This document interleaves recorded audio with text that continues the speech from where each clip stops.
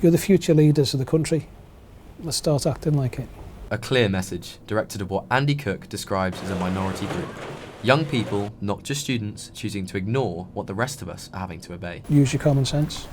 Follow the guidelines. Just for the sake of the next few weeks or couple of months, work with each other to keep the more vulnerable people across Merseyside and the rest of the UK safe. Latest government estimates put Liverpool's student population at around 70,000 people strong, the majority of these living in and around the city centre.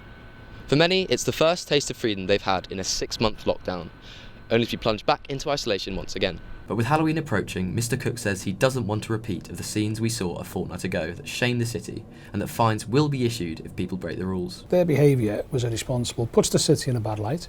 It was childish. People know what the dangers are.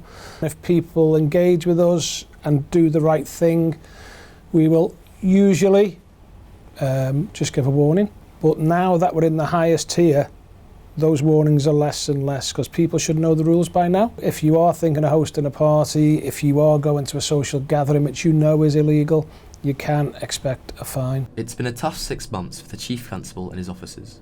Crime figures might be down, but there's been little respite for enforcing often confusing government policy with stretched resources. We're also having to deal with the additionality of licensing visits, checking open spaces, being called to numerous calls of people who are allegedly breaching the legislation. And the police staff are working longer hours, they're having less days off. At the end of the day, the officers will interpret the legislation that comes through fairly. And even Mr Cooke hasn't escaped the virus himself. Right at the start of this pandemic, I was unfortunate enough to get coronavirus. Certainly it had me worried. It had me confined to one room for 2 weeks. So the most vulnerable across our society are suffering and dying as part of this. We need to work together to ensure that doesn't happen. Wes Powell, Liverpool Life.